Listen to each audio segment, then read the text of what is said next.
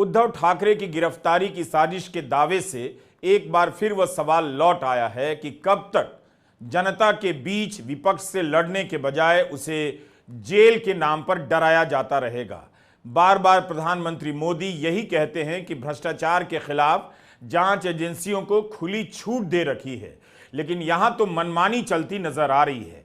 कई मामले आ गए हैं जब एजेंसियों ने अवैध रूप से किसी को गिरफ्तार किया है और उनके खिलाफ कोई एक्शन नहीं लिया गया है। राष्ट्र में अक्टूबर में चुनाव होने हैं और चुनाव से पहले शरद पवार एनसीपी के विधायक और पूर्व गृह मंत्री अनिल देशमुख का यह आरोप अगर राजनीतिक भी है तब भी इसे गंभीरता से लेना चाहिए।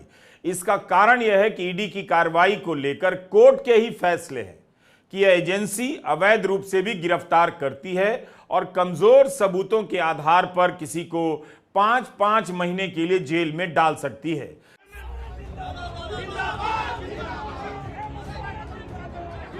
झारखंड के मुख्यमंत्री हेमंत सोरेन के खिलाफ कोई ठोस सबूत नहीं था।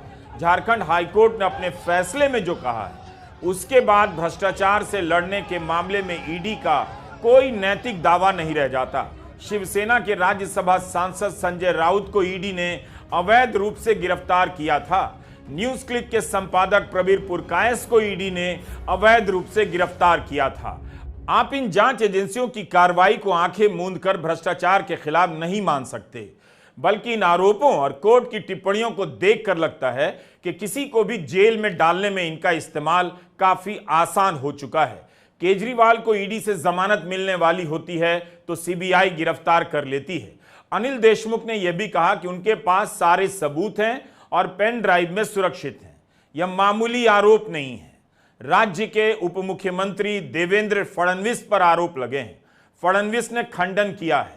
अनिल देशमुख शरद पवार गुट के विधायक हैं और उद्धव ठाकरे की सरकार में गृह मंत्री थे। मुंबई के पूर्व पुलिस कमिश्नर परमबीर सिंह ने आरोप लगा दिया कि तत्कालीन गृह मंत्री अनिल देशमुख ने 100 करोड़ रुपए की वसूली का दबाव डाला। इस आरोप के बाद से अनिल देशमुख ने गृह मंत्री के पद से इस्तीफा दिया और जेल चले गए, जहां 13 महीने बाद जमानत मिली। अदालत की ओर से बार बार बुलाने के बावजूद परमबीर सिंह कभी अदालत में बयान दर्ज कराने नहीं गए, जबकि इनके ही बयान के आधार पर गृह मंत्री रहे अनिल देशमुख को 13 महीने जेल में रहना पड़ा। अनिल देशमुख ने आरोप लगाया है कि उन पर दबाव डाला जा रहा था कि वे ऐसे हलफनामे पर साइन कर दें जिससे उद्धव ठाकरे और उनके बेटे आदित्य ठाकरे को गिरफ्तार कर लिया जाए। इसलिए पहले अनिल देशमुख के मामले की जानकारी जरूरी है ताकि आपको स्पष्ट हो जाए कि आरोप कौन लगा रहा है और उसके साथ क्या हुआ।